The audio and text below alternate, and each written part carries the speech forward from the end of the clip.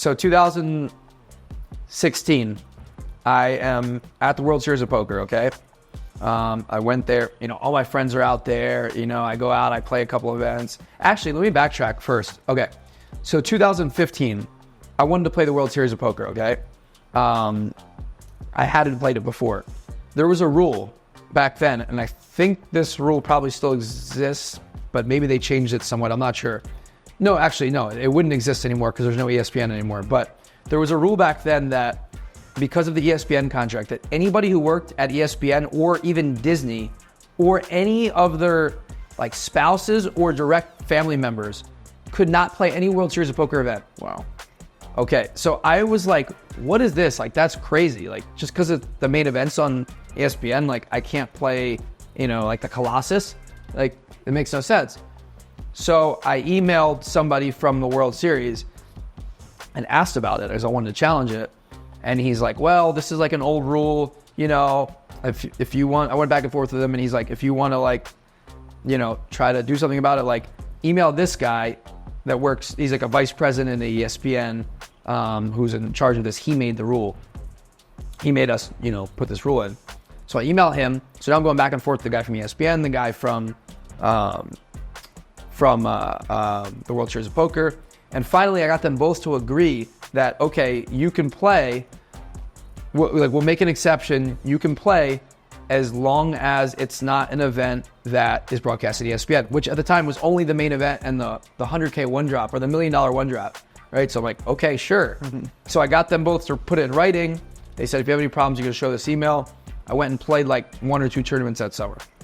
So 2016, I go to the World Series, same thing, I play a couple small ones. But I stayed out there for longer because I took time off from work because I knew I was about to leave. I just didn't care. I'm like, I'm just going to take 2 or 3 weeks off, use all my vacation time that I didn't use yet because I'm about to quit. So I might as well get paid for my vacation time since I'm going to leave after the vacation, So I'm out there and I was going to go back and the main event was starting, okay?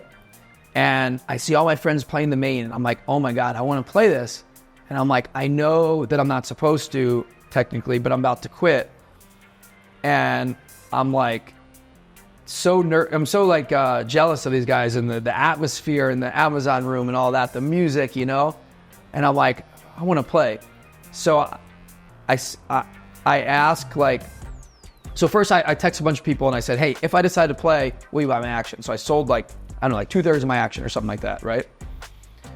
So I start asking friends at the main about this. I remember the one person I remember asking, Aaron Mermelstein. I was asking him and I was like, what should I do? Should I do this? I don't know. I don't want to get in trouble. What if I get in trouble somehow and something happens and then other people were like, well, what are they going to do? If day 5 comes and or day 6 comes and they find out there's something they can do, or I don't know. Some people were saying do it. Some people were saying, no, it's not worth it. And I was just fuck it, I'm gonna play. So I bought in, I played, I was a little nervous that I was doing something I wasn't supposed to, but what I decided was if I make it past couple days, I'll just quit, so it'll be fine, right? So day 1, I bag, I don't remember the exact number, but a lot. It was a day off between day 1 and day 2, okay? I remember getting texts from people at ESPN that are like, oh, I saw you played, you bagged, that's so cool, good luck, whatever, Day 2, crush it. I think I had 300-400K, which was a lot. And I think that's even more than maybe what it would be now because I think maybe you started with less back then, but I don't remember. This is 2016. So I just know I was top 30 or 40 in chips. And going into day 3. So there's a day in between day 2 and day 3. I wake up on the morning of day 3 and I have was it an email or text? I can't remember, from somebody from ESPN. And they were like, hey, you need to call us, what's going on? Saw you're playing the World Series Poker, that's against the rules. And I'm like, what? So I go on a call and it's all these bosses, right? It's this serious meeting. And they're like, yeah, you have to make a decision. You either have to withdraw from the tournament or you know, you might lose your job. And I'm just like, I'm not gonna forfeit $10,000. Like, what are you talking about? Like, I was gonna quit, like, after this. I just hadn't done it yet. Sorry, I should have done it before, but like, I was going to leave, like, you know, and I just didn't know this was gonna be a big deal. Like, but I can't quit, I'm already in.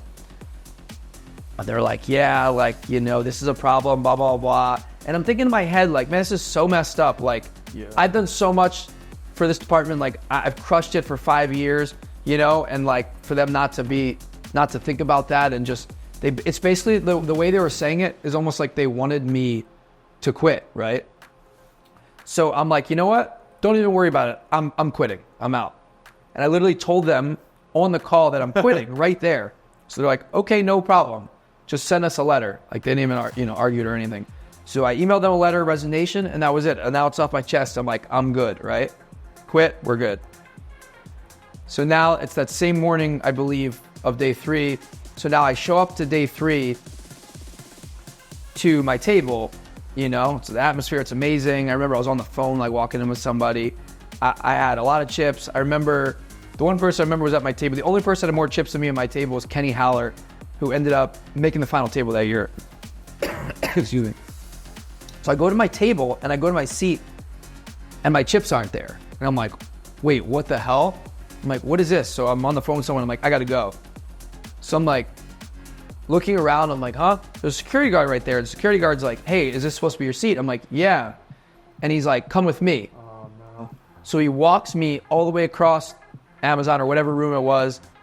And we start walking, and then we meet someone else from the World Series, and I'm like nervous, like, what is going on? We go into like a back hallway with Jack Effel, and he starts like yelling at me basically and telling me that like he's kicking me out of the tournament, and that he knows what I did, and that he knows that you know that you're not supposed to play because you work dizzy. And I was like, dude, I just quit. Like, I had already quit, but I just like hadn't put the resignation through, but like I just said it so like I could show you.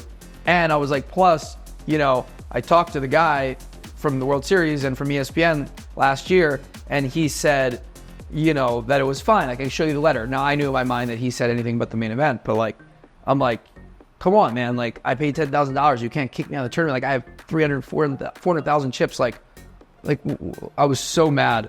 And he just didn't want to hear it. And he was like, can't do anything about it. And he just like walked away.